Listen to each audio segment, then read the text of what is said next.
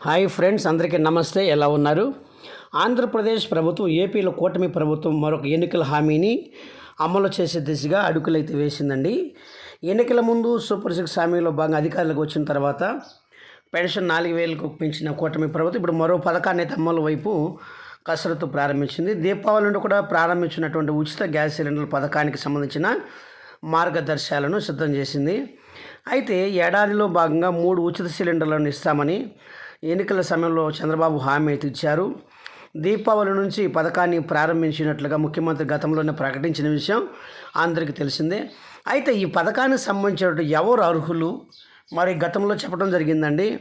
అయితే అందరికీ అర్హులేనని, కాకపోతే ఉచిత గ్యాస్ సిలిండర్ పథకాన్ని ఎవరు అర్హులు, ఎవరు అనర్హులు, ఎవరైతే ఈ విధంగా చేసిన వారికి మాత్రమే అర్హులని క్లుప్తంగా మన ఆంధ్రప్రదేశ్ ప్రభుత్వం అయితే ప్రకటించడం జరిగిందండి.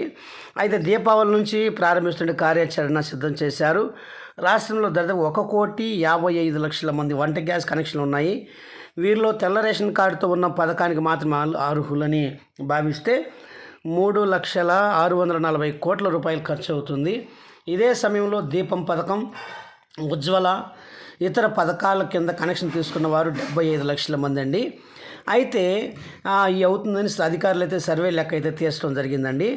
దీనిలో భాగంగా వేదిక పైన మంత్రుల కమిటీ సమావేశానికి ప్రభుత్వానికైతే కీలక సమావేశం అయితే చెప్పడం జరిగిందండి.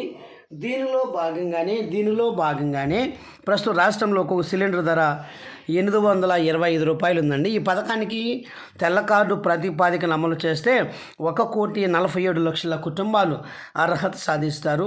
ఉజ్వలను గనక పరిగణలోకి తీసుకుంటే సిలిండర్ 300 రూపాయల చొప్పున రాయితీ ఇవ్వాలని సీఎం చంద్రబాబు ఇటీవలే కేంద్రానికి లేఖ రాశారు.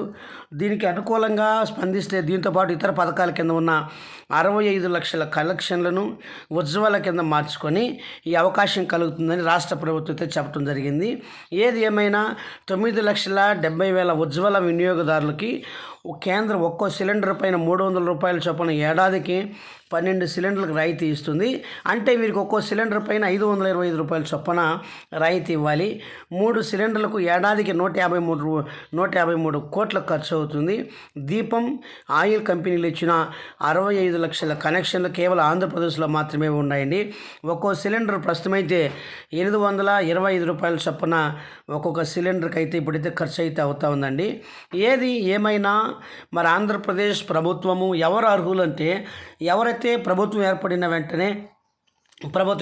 వెంటనే ఎవరైతే ముందుగా మరి మన సంబంధించిన ఆయా కంపెనీలకు సంబంధించి వెళ్ళి గ్యాస్ కంపెనీ దగ్గరికి వెళ్ళి ఎవరైతే ఏలు ముద్ర అయితే వేశారో వారు మాత్రం అర్హులని దీనికి ఈకేవైసీ ఇంకా చాలామంది అయితే చేసుకోలేదండి. మొదటగా మహిళలకే మొదటి ప్రాధాన్యత ఇస్తున్నట్టుగా ప్రభుత్వం అయితే లెక్కలు చెబుతూ ఉందండి. ఒకవేళ ఇంకా కూడా అర్హులు కావాలంటే ఖచ్చితంగా వెళ్ళి మీ దగ్గరలో ఉన్న గ్యాస్ కంపెనీలకు వెళ్ళి ఇండియన్ గ్యాసా,